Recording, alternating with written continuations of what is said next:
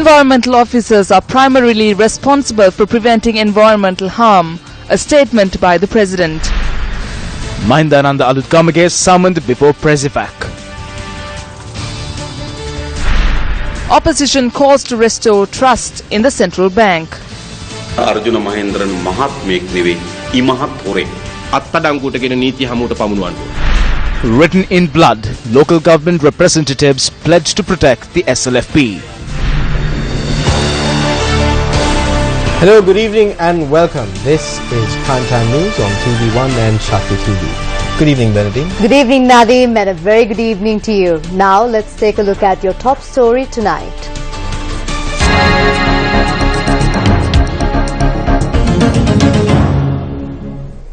President Maithripala Sirisena notes that the responsibility of preventing any harm being done to the environment lies with the environmental officials.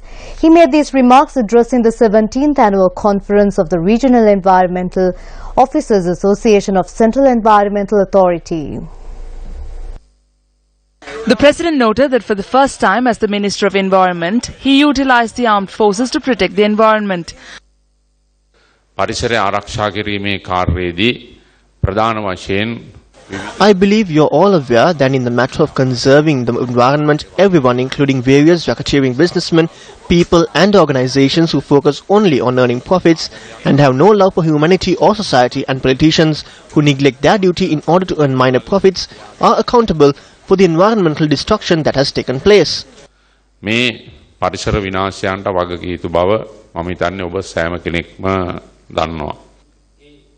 The Regional Environmental Officers Association also submitted their grievances to the President.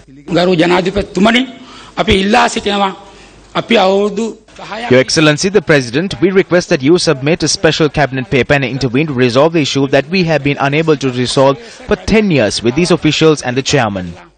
මම දැන් අවුරුදු එකමාරක් මේ දෙවෙනි වරට පරිසර ඇමතිවරයා විදිහට ඉන්නේ.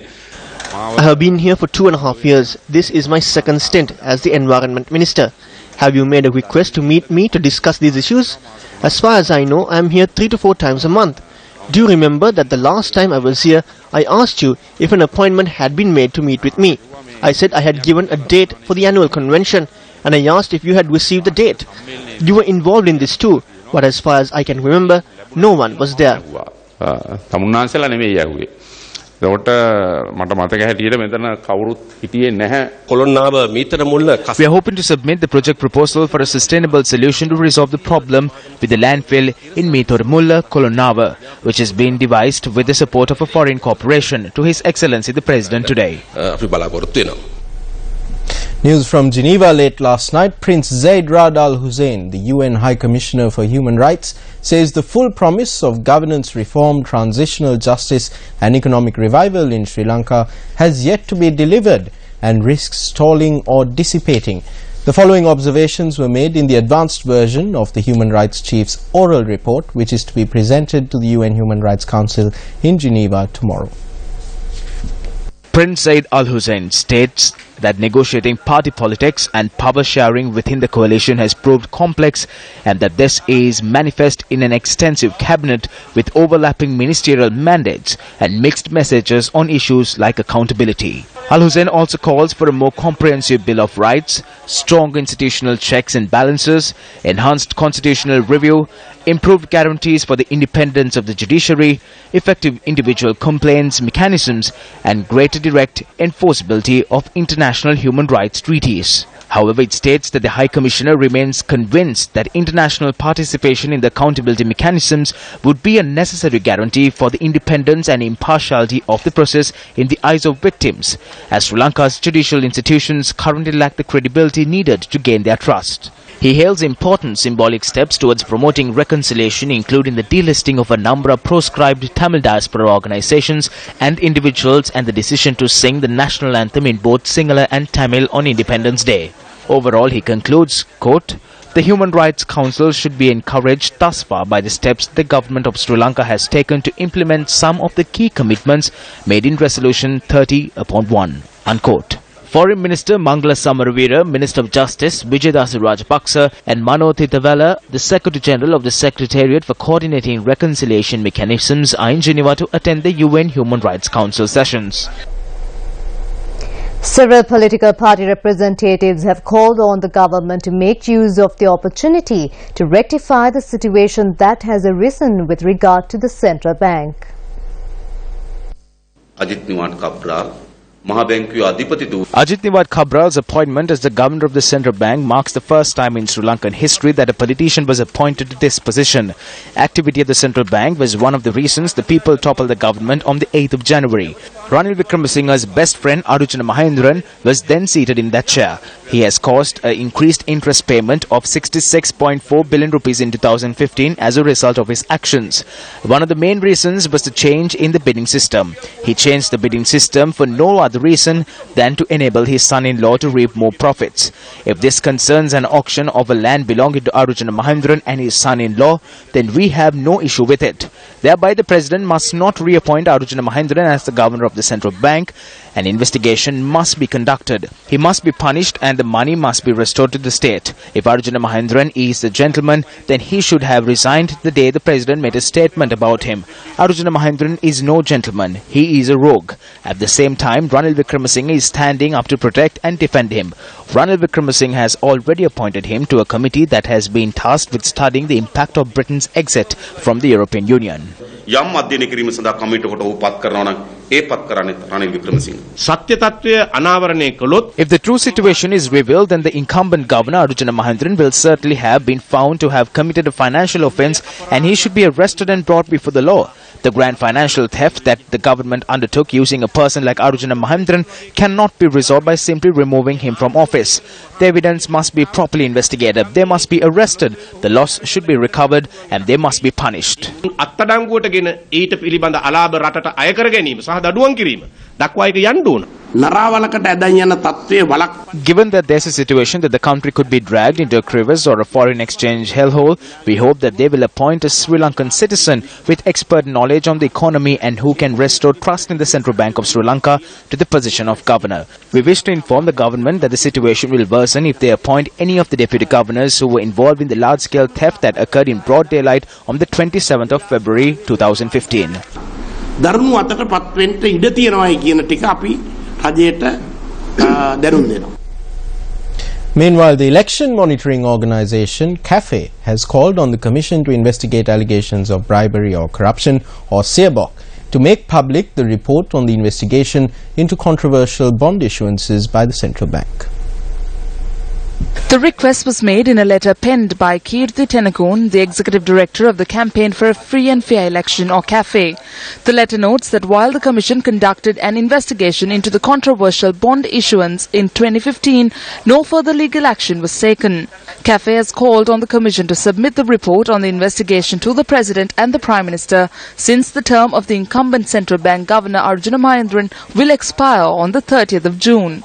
The organisation points out that this report will be conducive to a new appointment for the position.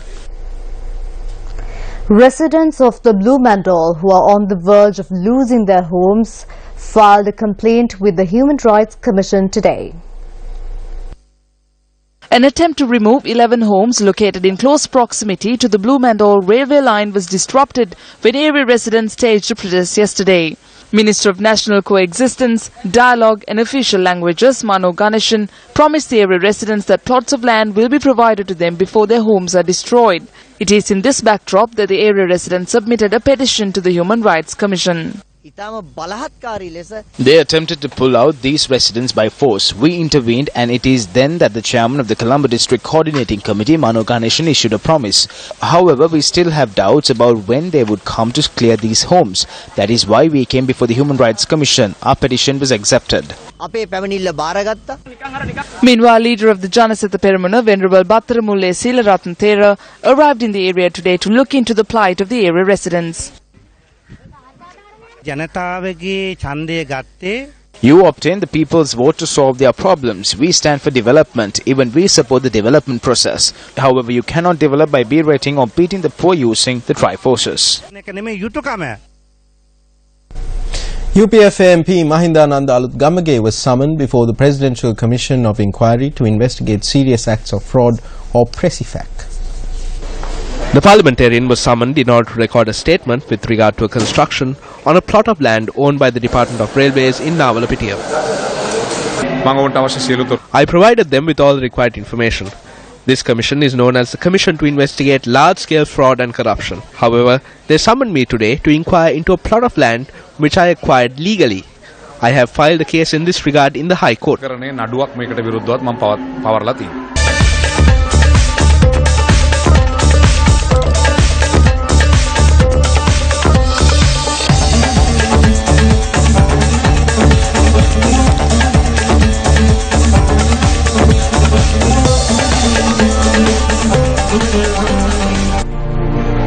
Welcome back to the news.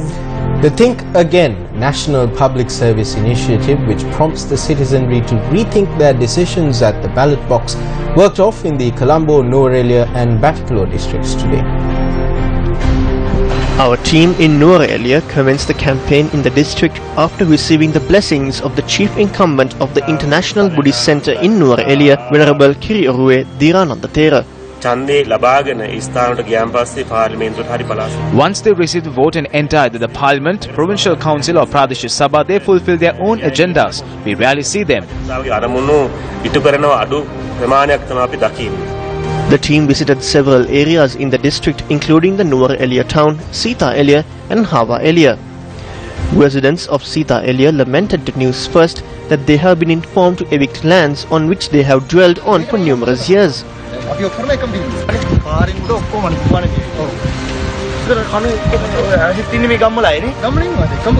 They say that this area is theirs. We will not kick them out. It will have to be done over my dead body. We will not let them demolish these homes. They gave oral responses, but the day after the wildlife officers asked us to kindly leave, they came here last week informing us to leave within a month.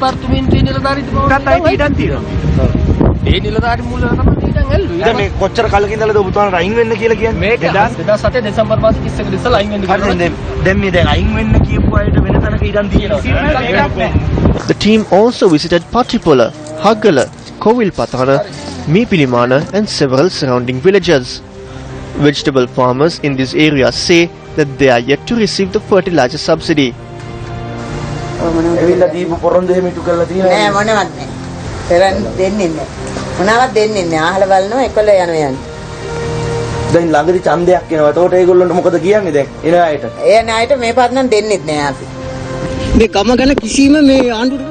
They are not doing anything for the village.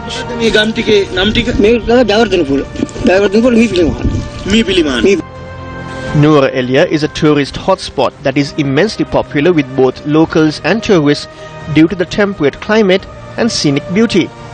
However, these residents who have been fighting for land rights on the boundaries of the iconic race course for 150 years have been unable to enjoy the beauty of their environment. They need to clarify what they mean by unauthorized lands. We are not unauthorized. Therefore, sir, they cannot say that we are squatters. If they give us land anywhere else within the municipal limits, we are willing to go. But they will not do that. So they should give us rights to build our homes here. These promises are made during elections, but they disappear soon afterwards. They promised to build everything, but nothing happened after the election.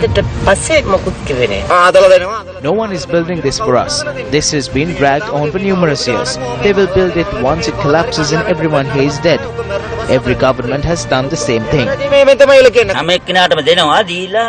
We have voted for everyone, but nothing has been done for us. So we must make our own way. Our team in the Colombo district visited people in areas including Avisavela and Paduka. Many residents expressed frustrations that their expectations when they voted have not been met in terms of the development of their villages. Nothing has built. The street lamps do not work. There is a temple here as well. The prices of goods have been increased. It is difficult for us to survive. We are poor and we voted expecting relief, but we did not get any. The previous government and the current government has done nothing for us. If we earn, we can survive. They go and worship the tooth relic and soon afterwards they start scolding others in a very ugly way. It is the same in Parliament. How can we be satisfied? Another team visited Homagama, Maharagama and Kottawa this morning. The rulers are very weak. There is no bus stop. There is no public restroom. The economy has collapsed. I am fed up with these politicians. They have done nothing. Our team in the Batticaloa district visited people in villages including Pulipaindagal, Koravilla and Kaluchankerni.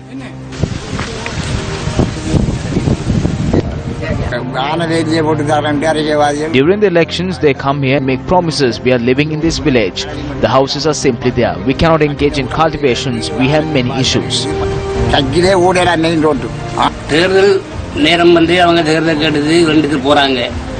election period, they come here. They come for votes. Once their work is done, they don't look at us. A second team visited Mankarni, Vadamunai and Punani.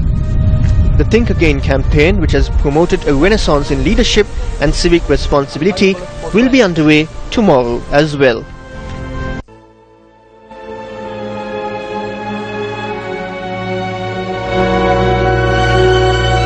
When people throw stones at you, you turn them into milestones. Sachin Tendulkar.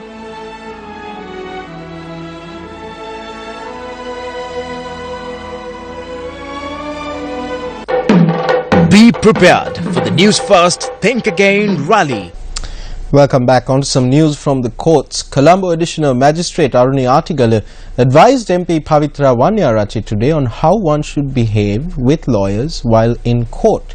The Additional Magistrate cautioned the MP today when a case pertaining to an alleged fraud in the matter of the renting of a house was taken up in court. The magistrate was made to advise MP Pavitra Wanyarachi on how one should behave in court as a result of the MP poking her lawyers during the hearing to give instructions. Additional Magistrate Aruni Artigala noted that lawyers should be instructed prior to entering the courtroom and that such behavior is not habitual in the courtroom. Furthermore, the suspect accused of defrauding the MP of 2 million rupees when she rented a luxury residence in Battaramulla has been ordered to pay 200,000 rupees within a week and the balance 1.8 million rupees in January. Views of the local government elections were expressed during a number of media briefings held today. A media briefing was organized today by local government members of the SLFP. Our people back the current leaders with high hopes. However, look at the situation today. This will be the future as well. That is why the rank and file of the party continues to stand with Mahinda Rajapaksa. We have no journey or future with members of the government who have become the UMP's tail. We do not support this, nor do we support this alliance. Meanwhile, yet another meeting of SLFP local government members was held in Gampaha today. Basil Rajapaksa was responsible for creating the background that led to the defeat of Mahinda Rajapaksa as well as the Sri Lanka Freedom Party. We laugh when we hear rumours that Basil Rajapaksa might be vested with the responsibility of leading this local government election as well.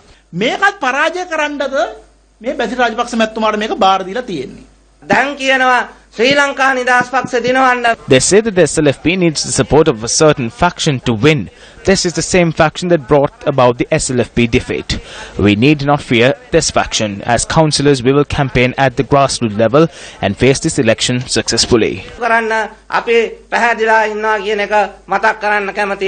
Following the media briefing, the councillors signed a document in blood calling for the Sri Lanka Freedom Party to be protected.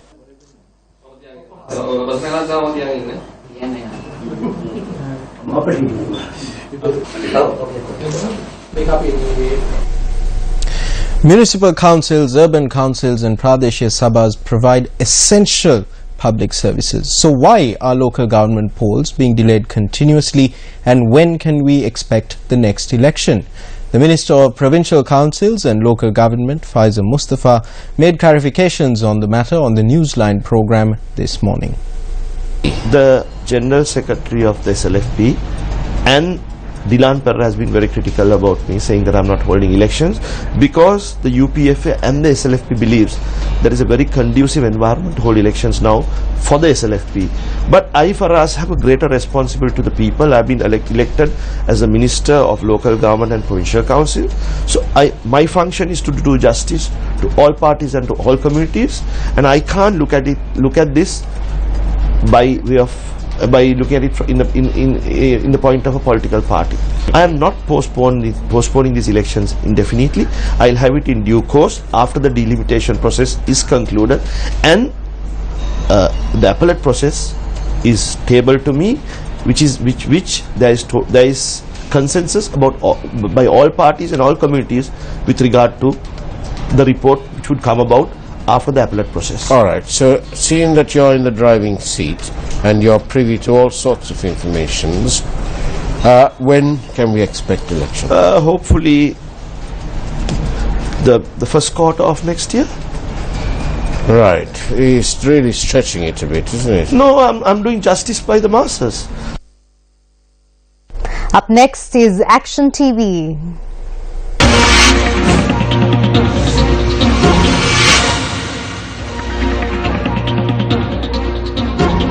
Toilet pits that were dug up during the Poson pilgrimage season along the path from the Ruan Valley Saya to the Tupa Rame, notwithstanding the protest from the Department of Archaeology, are yet to be covered up. On Saturday, Action TV highlighted these repugnant images from the holy city of Anuradhapura, which has been defaced as a result of the municipal council failing to provide portable toilets, prioritizing profit and revenue from shops and dansals during the Poson pilgrimage over conserving this country's sacred heritage. While the Poson pilgrimage season has concluded, since the trade fair in Anuradhapura is continuing, the Department of Archaeology is being forced to remain patient until the fair concludes and the municipal council takes steps to cover up these toilet pits.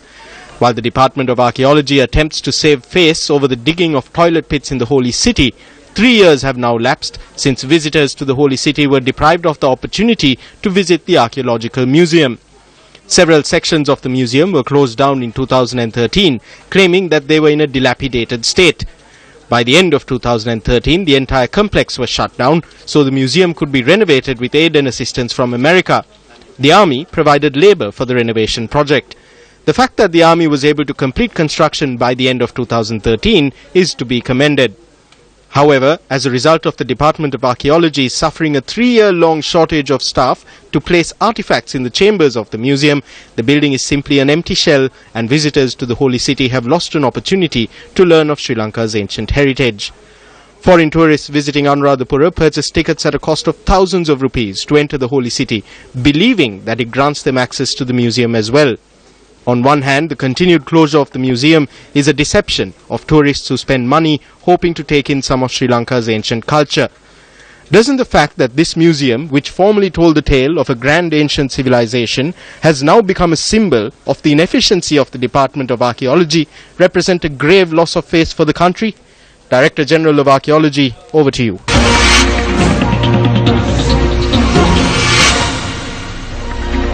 Chandra Jayaratne, a former chairman of the Ceylon Chamber of Commerce and civil activist, has called on President Maithripala Sirisena to create a ministerial code of conduct that would apply to all persons holding ministerial ranks in the government, including deputy ministers and state ministers.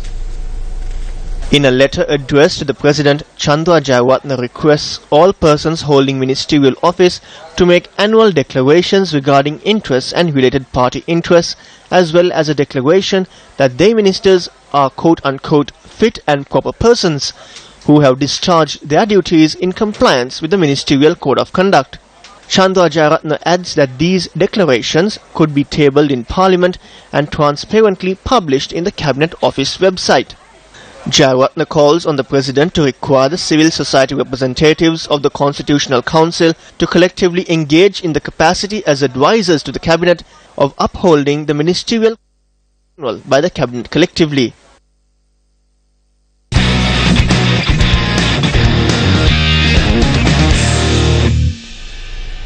On sports news, we head to the rugby field where league runners-up St Thomas's College Mount Lavinia qualified for the semi-final round of the President's Trophy knockout rugby tournament today, defeating Zahira College Maradana.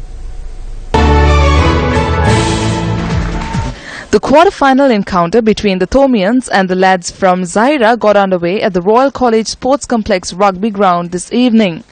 At Lemons, the Thomians were leading 19 points to 7. As has been the case throughout the season, the Thomians came back even stronger in the second half, adding 24 points to win 43 to 10. The Thomians will face arch-rivals Royal College Colombo in the semi-finals of the tournament. The second three-day match of the South African Under-19s tour of Sri Lanka got underway at the Velegedera Stadium in Kurunegala today. Winning the toss and electing to bat first, the South African Under-19s were bowled out for 244 runs by stumps on day one. Spinner Damit Silva picked up 4 wickets for 56 runs.